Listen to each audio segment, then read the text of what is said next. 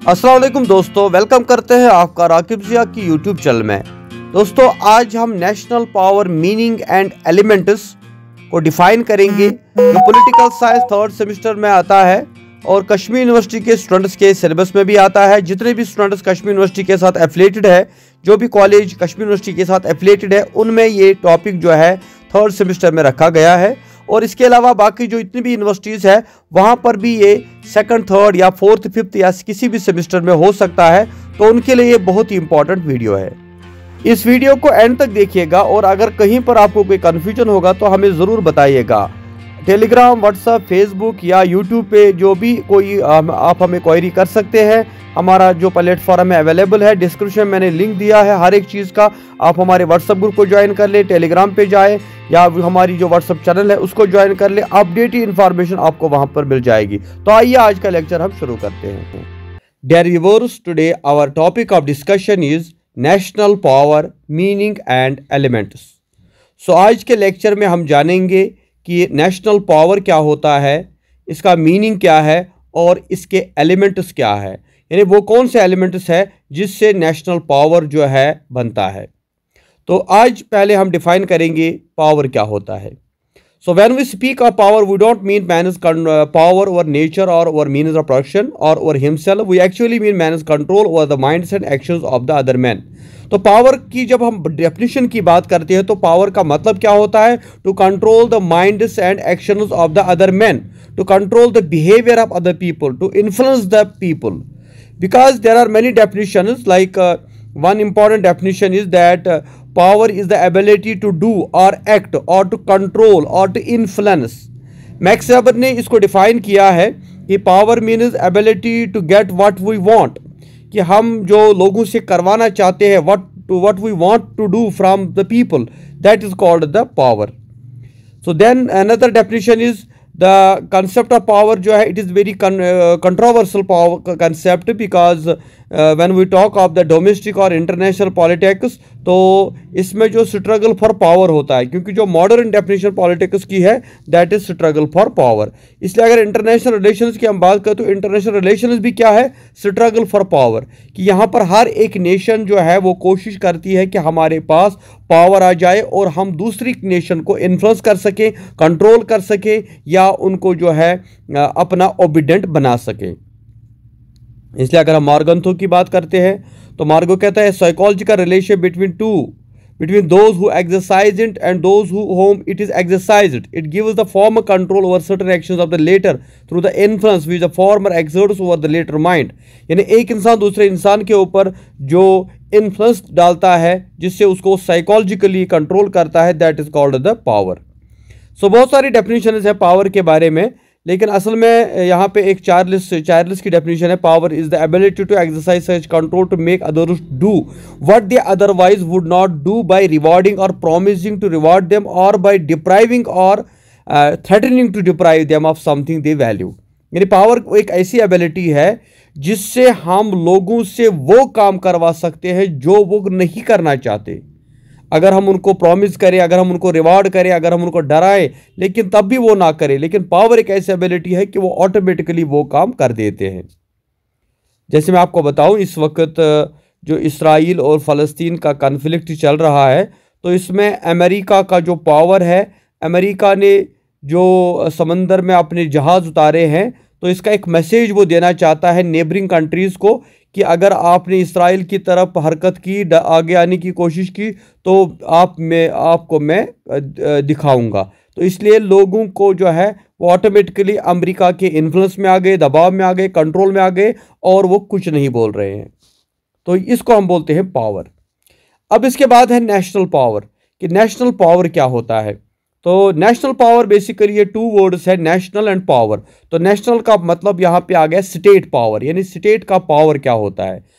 तो national power is that combination of power and capability of a state which the state user for fulfilling it is national interests and goals.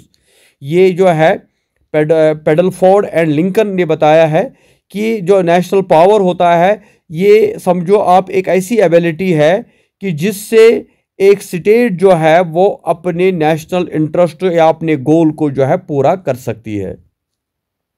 Second definition has been given by Hetman. National power denotes the ability of a nation to fulfill national goals. यानी same कि national power एक ऐसी ability होता है जिससे हम national goals जो है अचीव कर सकते हैं. It tells us as to how much powerful और weak a particular nation is in securing it is national goals. इससे हमें यह पता लगता है कि कितनी पावरफुल एक स्टेट है या कितनी वीक है अपने नेशनल गोल को अचीव करने में. तो इसके बाद अब हम बात करेंगे कि in simple words we can say that national power is the ability और capability of a nation to secure the goals and objectives of it is national interests in relation with other nations. तो एक state का दूसरी state के साथ जो relationship होता है उसमें एक स्टेट कैसे दूसरी स्टेट को इन्फ्लुएंस करती है और अपने ऑब्जेक्टिव अपने गोल को अचीव करती है, उस चीज़ का नाम नेशनल पावर होता है. या we can say that national power is the ability to control the behaviour of other states in accordance with one's own will. तो national power is the currency of international relations. तो national power को कहा जाता है कि ये currency है जो इंटरनेशनल रिलेशंस में यही चीज़ चलती है कि नेशनल पावर, कि आप कितने पावरफुल हो, आप कितना दूसरों को इन्फ्लुएंस करते हो, आप कितना दूसरों को कंट्रोल करते हो. तो ये इंटरनेशनल रिलेशन की करेंसी माना जाता है. अब इसके बाद हम बात करेंगे elements of national power. There are many elements, tangible, intangible. Tangible and elements वो होते हैं जिनको हम काउंट कर सकते हैं. इंटेलिजिबल एलिमेंट्स वो होते हैं जिनको हम काउंट नहीं कर सकते. या इसमें मटेरियल एलिमेंट्स आते हैं, सोशल एलिमेंट्स आते हैं. यानी बहुत सारे हमारे जो इंटरनेशनल रिलेशंस के पॉलिटिकल फिलोसफर्स है, पॉलिटिकल साइंटिस्ट्स है, उन्होंने बहुत सारे डिफरेंट एलिमेंट्स बताए हैं नेशनल पावर के कि एक स्टेट के नेशनल पावर को डिटरमाइन करने के लिए कौन से एलिमेंट्स इंपॉर्टेंट होते हैं. सो इसमें जो हमारा पहला एलिमेंट आता है that is geography. Geography is the most stable and tangible element of national power. यानी एक स्टेट की जो जियोग्राफिकल कंडीशन होती है वो इस स्टेट की जो है पावर को डिटरमाइन करती है. कि दैट मीन्स कि geography includes maps, size, location, climate, topography and boundary. कि अगर अब रशिया की बात करें तो रशिया दुनिया में नंबर 1 है as far as the area is concerned. तो ये एरिया बड़ा इंपॉर्टेंट होता है क्योंकि इस एरिया में आपके रिसोर्सेज भी आते हैं, आपका जो है पॉपुलेशन जो है वो वहाँ पे एडजस्ट हो सकती है, आपको वहाँ पे फर्टाइल लैंड होगी तो आपका डेवलपमेंट होगा, आपकी एग्रीकल्चर डेवलपमेंट भी हो सकती है. तो इससे क्या होता है कि ये जो जोग्राफिकल कंडीशन किसी स्टेट की होती है ये उस स्टेट के पावर को इंक्रीज करती है. इसमें आपकी बाउंड्री आती है, आपका जो है लोकेशन आता है कि आप किस एरिया में पड़ते हो, आपका साइज़ कितना बड़ा है और आपका जो है बाउंड्री जो है कि किस साइज़ से, अगर आपके पहाड़ों में रहते हो तो डिफेंस करने में ये आपको काफ़ी हेल्प कर सकता है. अगर आप समंदर के नज़दीक रहते हो तो वो चीज़ भी आपको काफ़ी हेल्प कर सकती है. जैसे अमेरिका की हम बात करें या हम यूके की बात करें क्योंकि जो वहाँ पे नेवी का स्ट्रेंथ उनका है, या इसी तरह अगर हम चाइना की बात करें क्योंकि जो ग्रेट वॉल ऑफ चाइना है वो किस तरह से जो है काफ़ी सालों तक चाइना को प्रोटेक्ट करता रहा है. लेकिन समटाइम ये जोग्राफिकल कंडीशन आपके लिए प्रॉब्लम भी हो सकती है कि you can not defend your country, you can not, आप डिफेंस के मामले में अगर हम बात करें, अगर आपकी ऐसी जोग्राफिकल कंडीशन होगी कि जहां आप पूरी तरह से अपनी स्टेट को कंट्रोल नहीं कर पाओगे, जैसे इंडिया और चाइना का डिस्प्यूट है इस बाउंड्री को लेकर, जोग्राफिकल प्रॉब्लम, या अगर पाकिस्तान के साइड से हम देखें कि वहाँ पर भी जो है हमारा प्रॉब्लम चलता रहा है, लोसी या लाइन ऑफ एक्चुअल कंट्रोल की हम बात करें, तो ये चीज़ जो है कभी आपके लिए प्रॉब्लम भी हो सकता है कि if you are surrounded by many countries, you are a landlocked country, then you have to think about कि how to keep a good relation with all these neighbouring countries. But when you are surrounded by sea, when you are surrounded by these high mountains, then you have some sort of protection. तो geography पहला element आता है. उसके बाद दूसरा element है natural resources, कि किसी भी स्टेट की जो नेशनल पावर है, इस नेशनल पावर को स्ट्रांग बनाने के लिए जो इम्पोर्टेंट एलिमेंट है वो है नेचुरल रिसोर्सेज. कि आपके पास जो है आपके पास फूड होना चाहिए. अब देखिए यूएसए और यूएसएसआर की हम बात करें तो वो फूड के मामले में भी नंबर 1 है। अगर वो टेक्नोलॉजी में नंबर 1 है, लेकिन फूड के मामले में भी वो नंबर 1 है। इसके साथ जो है रॉ मटेरियल की अगर हम बात करें कि कोल है, पेट्रोल है, डीजल है, या जो हमारे पास बाकी जो वाटर है as a source, is a raw material, it's a natural resource. तो ये भी आपको जो है आपकी कंट्री के पावर को इंक्रीज़ करने में जो है आपको काफ़ी हेल्प कर सकता है, क्योंकि नेचुरल रिसोर्स की वजह से आपकी इनकम जो है वो जनरेट हो सकती है। आप देखिए जो ओपेक कंट्रीज़ है या जो गल्फ़ कंट्रीज़ है, उनमें जो पेट्रोल और डीजल की जो काफ़ी मकदार पाई जाती है, तो उस वजह से उनकी इकनॉमिकल कंडीशन जो है बहुत स्ट्रांग हो गई है। अदरवाइज़ उनके पास और कोई रिसोर्स है ही नहीं।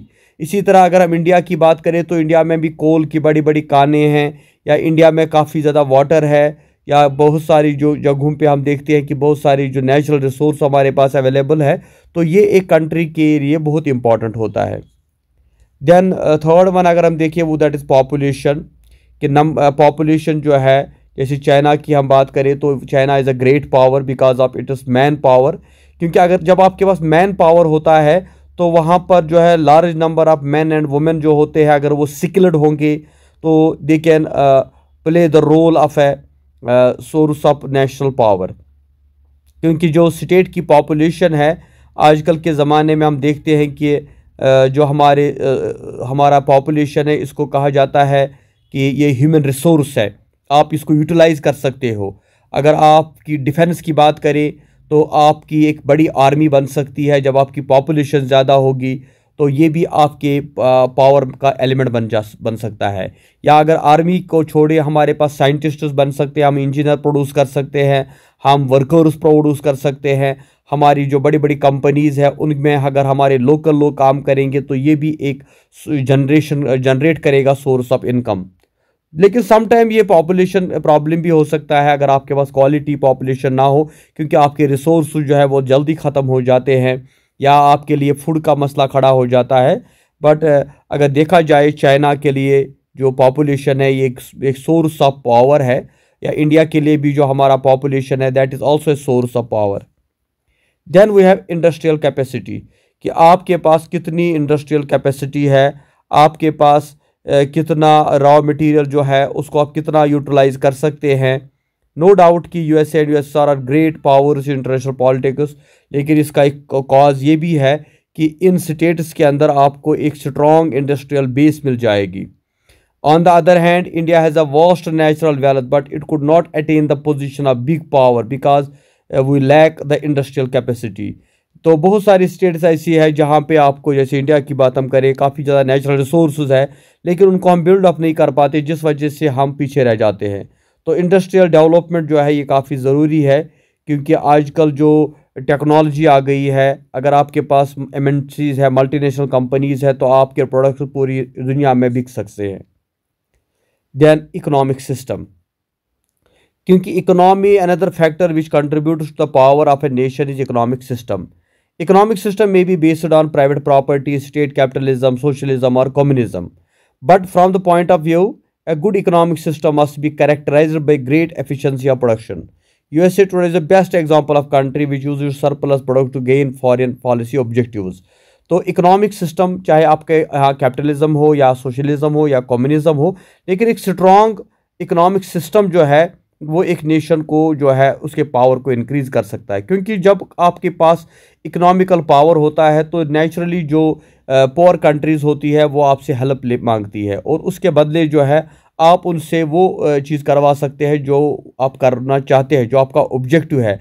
और उनकी ये मजबूरी होती है कि अगर वो ना माने तो आप उनको जो है जो लोन वगैरह या जो फंड्स वगैरह या एड वगैरह आप देते हैं वो बंद करवा सकते हैं। क्योंकि इस वक्त अगर हम इंटरनेशनल वर्ल्ड की बात करें, इंटरनेशनल इकोनॉमी की हम बात करें, आईएमएफ की बात करें, डब्ल्यूटी की बात करें, वहाँ पर जो मेजर कंट्रोल होता है वो इन्हीं बिग पावर्स का होता है, इकोनॉमिक पावर्स का होता है। तो इंटरनेशनल रिलेशन में इनका एक बड़ा इंपॉर्टेंट रोल है। Then we have some intangible, ये तो हो गए टेंजिबल एलिमेंट्स। अब हमारे पास है क्वालिटेटिव डिप्लोमेसी, कि एक स्टेट को चलाने के लिए पॉलिटिक्स की ज़रूरत पड़ती है, डिप्लोमेसी की ज़रूरत पड़ती है। क्योंकि आपके यहाँ कैसी पॉलिसी आप बनाते हैं, आपके यहाँ लोगों का जो सोचने का तरीका है वो कैसा है, ये सबसे इम्पॉर्टेंट चीज़ है। Like of all the factor that make power of a nation, the most important however unstable is the quality of diplomacy.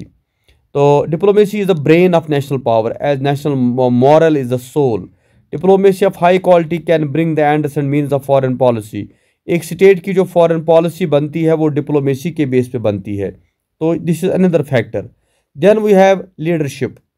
Leadership of a nation is an important element of national power. तो जब हम देखते हैं कि दुनिया में जो बड़ी बड़ी नेशंस है उनमें रोल जो इम्पोर्टेंट रोल जो है वो एक लीडर का होता है। अगर हम इंडिया की बात करें तो इसमें गांधी का एक इम्पॉर्टेंट रोल है। इसी तरह पाकिस्तान की बात करें तो अली मोहम्मद जिन्ना का एक इम्पॉर्टेंट रोल है। या प्रेजेंट टाइम में अगर हम इंडिया को देखें तो नरेंद्र मोदी जो है वो एक इम्पॉर्टेंट रोल, लीडरशिप की क्वालिटी उनके अंदर है, जिस वजह से पूरे वर्ल्ड में वो इंडिया को रिप्रेजेंट कर रहे हैं। और अगर देखा जाए नेल्सन मंडेला हो या मार्गरेट थैचर हो या और जो इब्राहिम लिंकन हो या बुश हो या ट्रंप हो, ये सारा जो है लीडरशिप क्वालिटी पे मैटर करता है, क्योंकि it requires vice diplomatic capability of protect national interest. National interest को प्रोटेक्ट करने के लिए एक डिप्लोमेसी की ज़रूरत पड़ती है। और अगर आपके अंदर लीडरशिप क्वालिटी है तो आपके लोगों का भरोसा आपके ऊपर, एवं सारी दुनिया जो है आपकी तरफ देखती है। Then we have great personalities play a very important role in national power, like Napoleon, Hitler, Gandhi made a deep impact on world history. Personalities are important valuable that affect the power of a nation state. यानी great personality अगर आपके पास है जो international level पे जिनको recognise किया जाता है तो वो भी आपका लिए एक सोर्स ऑफ इनकम पावर बन जाता है। Then we have military preparedness, कि आपकी मिलिट्री स्ट्रेंथ कितनी है, क्योंकि अगर आपके पास काफ़ी ज़्यादा वेपन्स भी होंगे, टेक्नोलॉजी भी होगी, लेकिन लड़ने के लिए आपके पास जवान होने चाहिए, फौजी होना चाहिए। तो आर्मी कितनी है, आप करोड़ों में अगर आपकी आर्मी है तो ये चीज़ भी आपको मैटर करती है। So these are some major elements of national power. We have to take into account all these tangible and intelligible elements of evaluating the national power of nation. Human elements creatively employ non-human components of power and it is this way the national power becomes a reality। यानी अगर हम देखें military preparedness की हम बात करें, personality की हम बात करें, लीडरशिप की हम बात करें, क्वालिटी ऑफ डिप्लोमेसी को देखें, इकोनॉमिक सिस्टम की हम बात करें, इंडस्ट्रियल कैपेसिटी देखें, पॉपुलेशन देखें, या उसके बाद जो है नेचुरल रिसोर्स और geography, these are some essential elements of a national power which determine the national power of any state. I hope कि आपको जो है ये क्वेश्चन क्लियर हुआ होगा।